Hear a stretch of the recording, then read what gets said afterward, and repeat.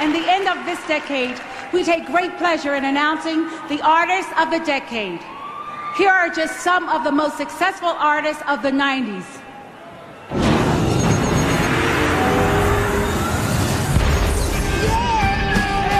Aerosmith. Michael Bolton. Oyster Man. Tony Braxton.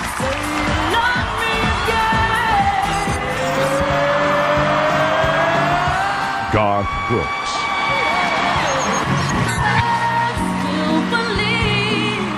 Mariah Carey. Celine Dion.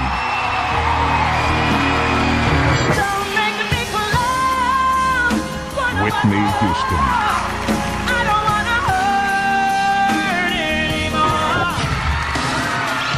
Janet Jackson. Madonna. Hey, if you're not. Shania Twain.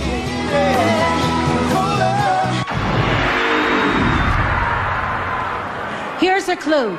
Billboard's Artist of the Decade holds the record for most weeks one single has ever held the #1 spot. Here's another clue. Except for Elvis and the Beatles, this person has more #1 hits than any other artist in history. This truly international artist who transcends all categories wrote their first single at age 4, their first platinum album at age 18, and has gone platinum in 33 countries. And according to Haynes, has the best legs in the business. Woo! Here is a Billboard Artist of the Decade. My granddaughter, my goddaughter, she's my everything. She just called me and said, "Godmother, help me." I don't have to help you. Miss Mariah.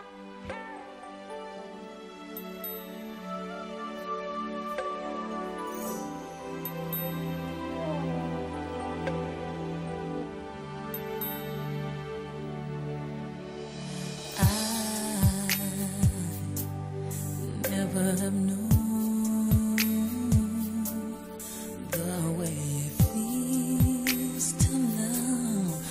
the love you shower down upon me, warm as the sun. Mariah Carey. This is Mariah Carey's 9th American Music Award. She's nominated for 4 more awards tonight, more than any other artist. The 4th time in her career she has won. I love you. Thank you. People taking requests from the fans because the fans are the ones who keep making it happen. I love you and I thank you so much. God bless you. Good night. I have to say, first of all, this is a completely and totally bizarre experience for me to be receiving the award for Artist of the Millennium. Hello. First of all, just let me thank God for every blessing in my life. It's so incredible. Thank you. And most of all, I couldn't do this without you. The fans up there, I love you. You made this happen for me. I love you. And thank you. It's been so moving to see so many devoted fans in continents where we don't even speak the same language, where people are singing back the lyrics to me that I wrote, and that means so much to me because I put all of myself into my music. So as a writer and as a producer, I thank you. And I'm so grateful to God to have overcome so many obstacles as a multiracial person with a very dysfunctional history until recently. I am not Cinderella. My life has not been a fairy tale. Forget the image, forget the ensemble, forget the rumors, forget the short skirt, big hair, whatever. I owe this to the fans.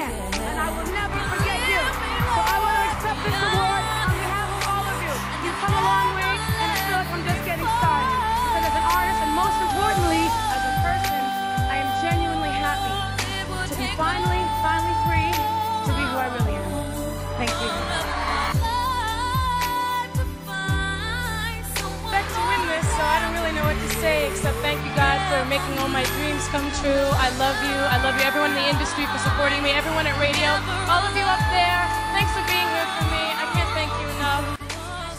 Outstanding contribution to the music industry. Please welcome Mariah Carey.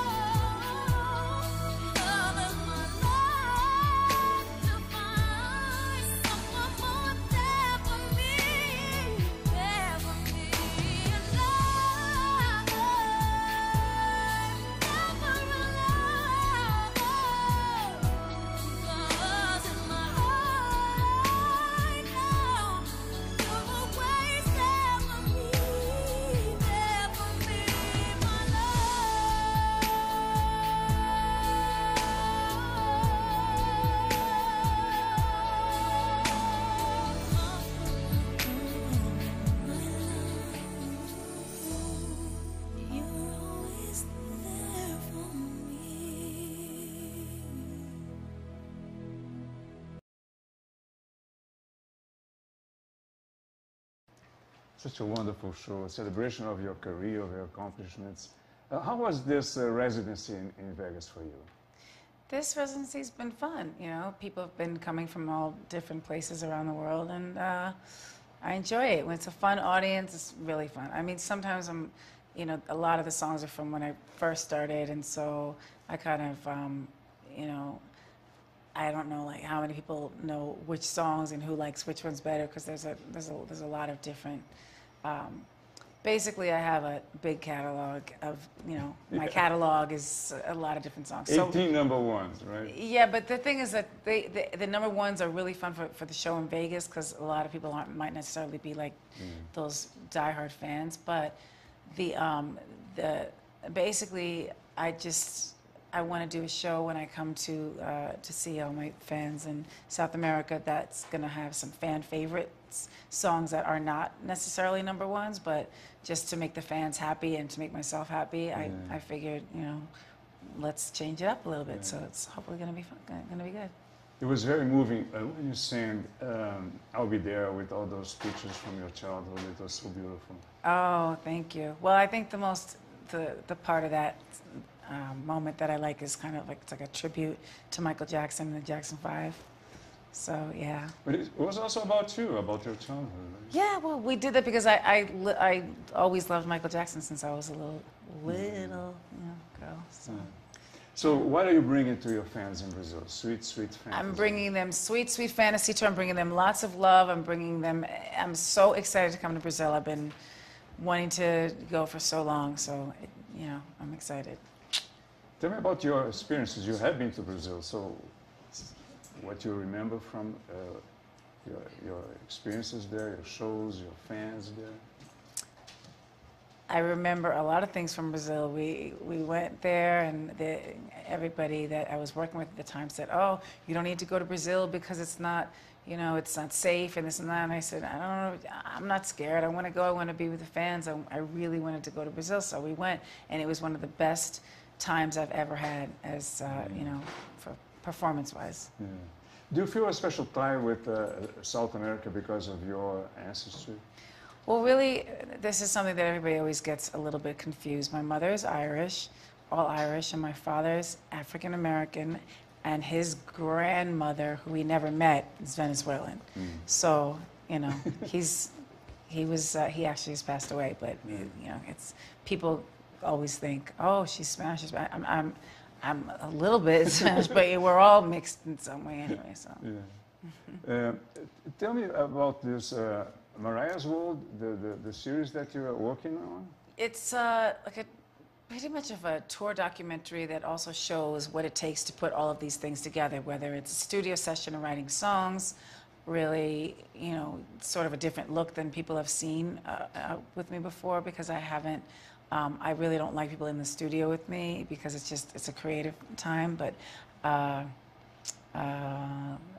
think it's going to be an interesting moment for the real fans to see, and then to see the preparation for the tour, and because not everybody has an insider's view into show business. It's a little bit different than when I first started, is what I'm saying. So like my preparation and my things that I do are probably going to be a bit interesting for people to see.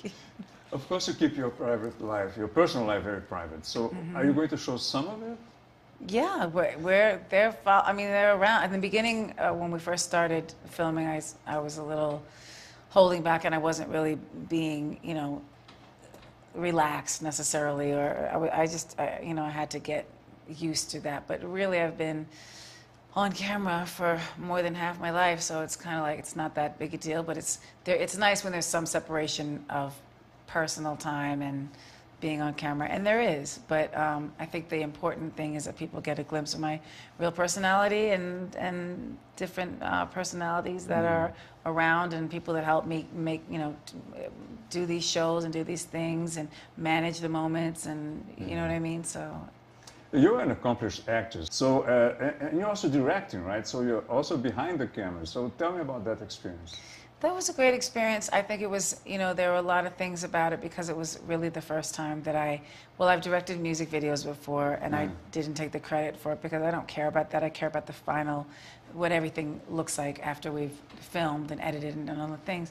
But it's a great experience. I love anything creative is really fun for me. And it's a show, the first one was a show about Christmas, right? Yes. And you have wonderful Christmas songs. So tell me a little about choosing that theme. Well, we're working with Hallmark, and they're huge at the holidays and all holidays, and it just was a natural to do. It seemed very natural to work with Hallmark and to get involved with something that had to do with Christmas, because it's my favorite holiday, and my song "All I Want for Christmas Is You" is one of my, well, now I have 2 5-year-olds, so that's their favorite song, so that's cool. I sit there and listen to it and critique it and say, oh, why didn't I sing it that way or this way, but it's, at the holidays, it's very festive, and so. How are the kids? The kids are great. They're super smart. Too smart, but they're the light of my life. I've seen them in the show. There's some pictures of them, right? Yeah, that was from like 2 years ago. But now they have their incredible personalities and really they're talented. But we will wait, and I won't talk too much about them until they can speak for themselves, which they actually can right now. So it's kind of amazing. Yeah. It's a boy and a girl, right? Mm-hmm. What are their names? Moroccan and Monroe. It's Miss Monroe, she calls herself. She knows it's an homage to Marilyn Monroe? Darling, of course. We're not going to tell her about the inspiration for her name. Hello. She loves Marilyn Monroe? Yeah, she does. Well, I mean, she knows who Marilyn Monroe is. She knows she's named after her, and I'll say, who is that lady? She'll say, that's Marilyn Monroe. And there's a moment in the show where you do the... Oh, yeah. Yes.